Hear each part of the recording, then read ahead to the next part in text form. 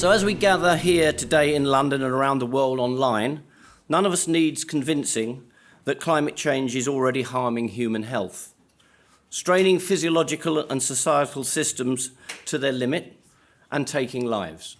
In the past 12 months alone, we've seen hundreds of people die in India and Pakistan when temperatures soared above 50 degrees Celsius. There have been record-breaking wildfires in Canada, with air quality reaching hazardous levels. Zimbabwe, Malawi, Zambia have faced one of the world's worst droughts in recent years, causing crop failures, water shortages, and raising food insecurity issues. Here in the UK, it's estimated that 600 people died early due to last month's heatwave. The climate-driven damage to health is real, global, and it's happening now. In 2022, the IPCC wrote, "Any further delay in concerted global action will miss a brief and rapidly closing window to secure a livable future." The same year, Penn and Dersch wrote in the journal Science, "Accelerating greenhouse gas emissions will culminate in a mass extinction rivaling those of Earth's past." Earlier this year, Trust and colleagues from the Institute and Faculty of Actuaries wrote, "At 3 degrees C or more of heating by 2050, there could be more than 4 billion deaths, significant socio-political fragmentation worldwide, failure of states with rapidly resulting, enduring and significant loss of capital, and extinction events." While we at this summit are clear about the threat, we also know action is missing, too fragmented or too reactive. Many, including some in positions of power and influence, have moved from climate denial to climate ignoring. Across the world, we are seeing a slide from commitment to complacency. Climate delay is becoming the new form of inaction, and it's costing lives. As well as revealing the human toll, the health impact of climate change also gives a powerful reason to act. People understand the disaster of the numbers of deaths, the loss of loved ones, much more than they understand frequency probabilities or tons of carbon.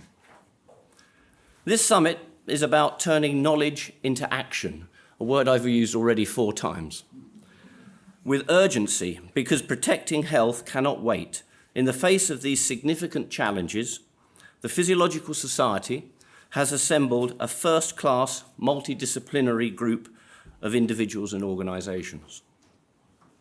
The in-person summit has been limited to 200 people, and everyone here was invited or applied. We have purposely kept the numbers small and engineered a broad mix of sectors, scientific disciplines and specialities from countries all around the world. This is to enable focused, genuine conversations between people and organisations who may never have met. That means many excellent people are joining us online. Your contributions will be no less valuable. We want to hear your voices. Our gathering is called a summit to emphasise that it is not a scientific meeting. It's a policy meeting underpinned by science and a much-needed transdisciplinary exploration of the urgent action required to secure a livable future. Over the course of the next 2 days, you will hear from expert speakers in our wide-ranging plenaries. You dive into specific areas in our strands and undertake provoking discussions in our workshops. All of this will be across the summit's 3 strategic pillars: protect lives, transform resilience, and thrive together. This summit will focus on the areas of heat, pollution, and nutrition. Today, we will hear from the experts outlining the challenges in these areas.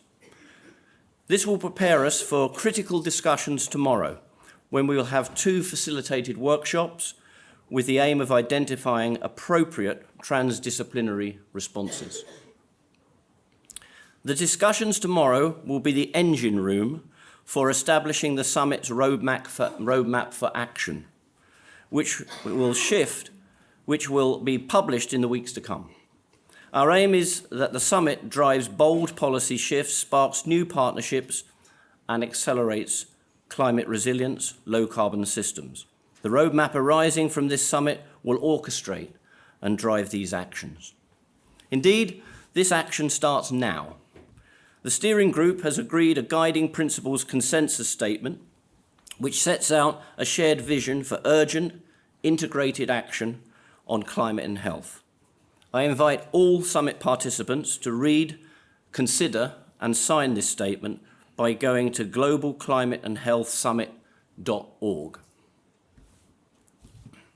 For those wondering why the Physiological Society is hosting this summit, the answer is straightforward. Physiology is the science of life, and there is no greater systematic threat to life across the world than climate change. Physiology includes the study of the body's responses to external challenges such as heat, cold, flooding, fire, pollution, starvation, and dehydration.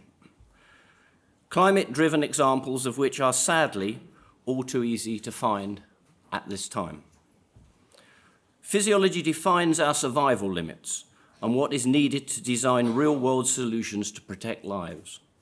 As such, a physiologist should clearly be included in any transdisciplinary team examining issues associated with human survival. And let's make no mistake, this summit is about survival. I'd like to thank the Wellcome Trust for supporting this summit and for your continued commitment to this issue. I'd also like to thank the summit steering group, strand leads and vice chairs for all their contributions over many months and helping to design this summit. Thank you also to everyone who will be speaking over the course of the next 2 days. A special note of thanks to the staff of the Physiological Society who have made this happen. Finally, thanks to all those attending in person and online. You are here as participants, not as delegates. Let's make these 2 days count to protect lives, shape actions, and build the future of our health and our planet as demanded. I cannot overemphasize the need for you to all engage thoroughly in both days, please. Please remain attentive, contributory, and challenging. The topics under consideration deserve nothing less. Thank you for your attention. I am now delighted to hand over to Fiona Walker, who is a journalist and a health editor, who will be chairing the rest of this session. Thanks for your attention.